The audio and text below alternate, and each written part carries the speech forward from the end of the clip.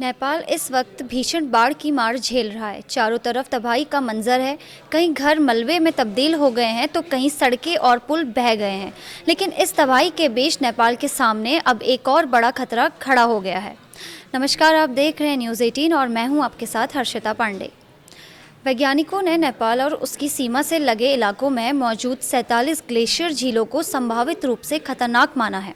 अगर इनमें से कोई झील अचानक फटती है तो कुछ ही समय में लाखों करोड़ों लीटर पानी तेज रफ्तार से नीचे की ओर बढ़ सकता है। इसे ग्लेशियर लेक आउटबर्स्ट फ्लड कहा जाता है।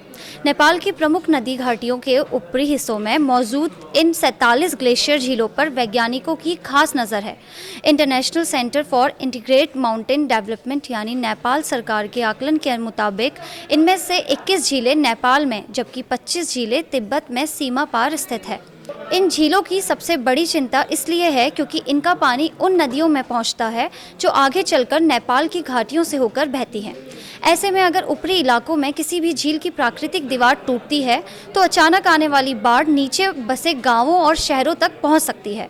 इस बाढ़ की रफ्तार इतनी तेज हो सकती है कि लोगों को संभलने और सुरक्षित स्थान तक पहुंचने का बहुत कम समय मिले। इसका असर सिर्फ आबादी तक सीमित नहीं रहेगा। सड़कें, पुल, बिजली परियोजनाएं, जल विद्युत संयंत्र और दूसरी महत्वपूर्ण बुनियादी सुविधाएं भी इसकी चपेट में आ सकती हैं।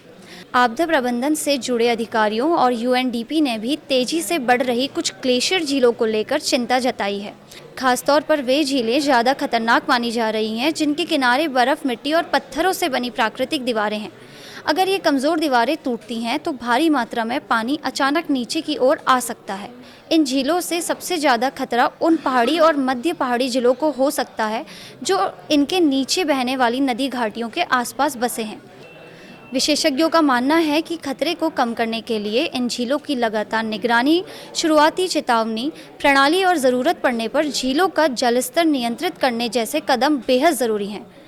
नेपाल इस वक्त बाढ़ की एक बड़ी त्रासदी से जूझ रहा है, लेकिन 47 संभावित खतरनाक ग्लेशियर झीलों ने खतरे की एक नई घंटी बजा दी है। इन झीलों में से किसी एक के फटने की स्थिति में पहाड़ों से निकलने वाला पानी देखते ही देखते नदी घाटियों में तबाही मचा सकता है।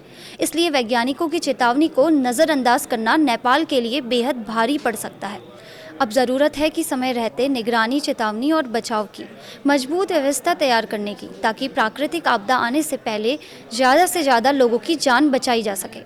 फिलहाल सवाल यही है, क्या नेपाल इन ग्लेशियर झीलों के खतरे से निपटने के लिए तैयार है?